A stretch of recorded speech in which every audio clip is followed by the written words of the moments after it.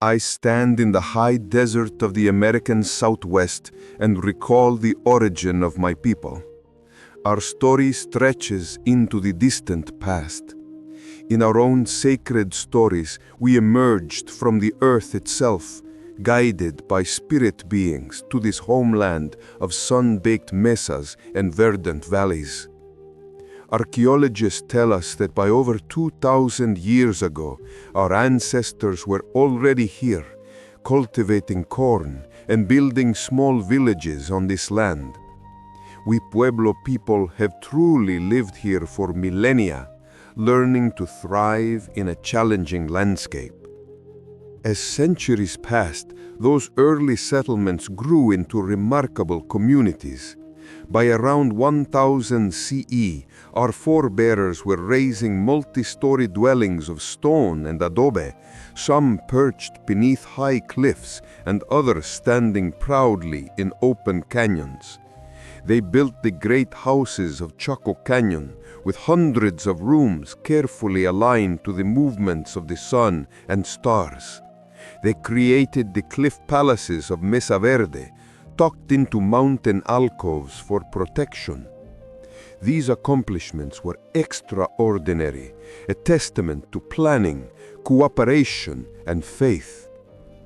Outsiders later called these ancient builders the Anasazi, but to us they are the ancestral Puebloans, the direct ancestors of today's Pueblo people. Yet by the late 13th century, I witnessed a great migration. A persistent drought, coupled with environmental and social pressures, made it harder for those large communities to sustain themselves. Rather than fade away, our people chose to move. They gathered their families and belongings and set out in search of new homes. We did not vanish, we simply changed landscapes.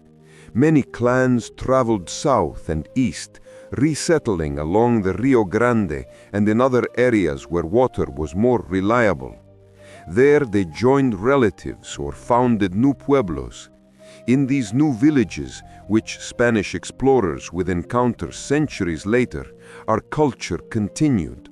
The massive stone cities of our ancestors fell silent, but the people lived on, carrying their traditions into the next era. Genetics. Modern science has confirmed what our elders always knew. We are the direct descendants of those ancient Puebloans. Genetic research shows an unbroken link between the ancestral Puebloan people and us today. In one recent study, DNA from living Pueblo individuals was matched to DNA from 1,000-year-old remains at Chaco Canyon, proof that the people who built those great houses are our ancestors. This scientific evidence echoes our oral history and firmly dispels the old myth of a vanished civilization. The genetic findings show that our ancestors were never lost or replaced. They survived by moving and adapting. Before European contact, there was very little outside genetic influence in our communities, meaning we remained a distinct people through the ages. Even ancient turkey bones add to the evidence. After Mesa Verde was abandoned, the DNA of turkeys from that area appears in turkeys raised later in the Rio Grande pueblos. In other words, when our people migrated, they brought their flocks and lifeway to new homes. All the data points to the same truth. The Pueblo people living today are one and the same as those who lived here centuries ago. Culture. Our culture is rooted in the land and community. For centuries, we Pueblo people have been farmers, coaxing corn, beans, and squash from the dry earth with cooperation and prayer. In some places, we built irrigation ditches from the rivers. In others, we relied on rainfall, singing to the clouds for rain.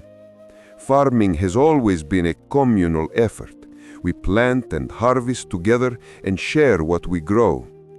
Our villages, or pueblos, are clusters of adobe and stone homes built around a central plaza.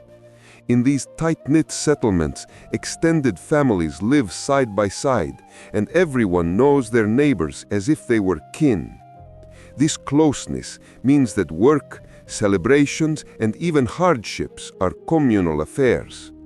At the center of each pueblo is the kiva, an underground ceremonial chamber that symbolizes our spiritual core. Here, our religious elders gather to perform sacred rituals passed down through generations.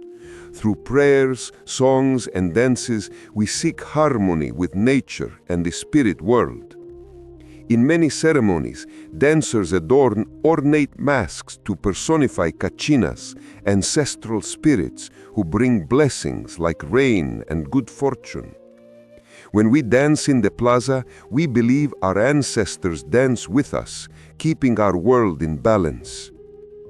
Respect and harmony guide every aspect of our life. We organize ourselves through clans and family lineages, and our elders are revered teachers. From childhood, we learn that each person has a duty, whether it is tending the fields, cooking for a feast, or carrying out a ceremony. By honoring these responsibilities and respecting nature's gifts, we uphold the balance in our community. Our culture has proven resilient through great changes. When Spanish conquerors arrived in the 1500s, they tried to crush our religion and freedom. In 1680, under a leader named Pope, the Pueblos united and revolted, driving the Spanish out of our land for 12 years. Although the colonizers eventually returned, they never broke our spirit. We kept our ceremonies and languages alive in secret until we could practice openly again. Later, under Mexican and U.S. rule, new hardships came. Our lands were greatly reduced, and there were efforts to force us to assimilate. Our Pueblo children were taken to distant boarding schools where speaking our language or practicing our customs was forbidden. Some ceremonies had to be hidden from the authorities, yet we survived these trials as well. Families continued teaching the old ways at home, and our people quietly maintained our identity. By the mid-20th century, we began to reclaim our heritage openly. We fought for our rights to land and water and revived our languages, arts, and ceremonies. The Pueblo people's legacy is not just survival, but also contribution. Our agricultural knowledge, especially the cultivation of maize, spread far beyond our homelands. Pueblo adobe architecture influenced southwestern building styles.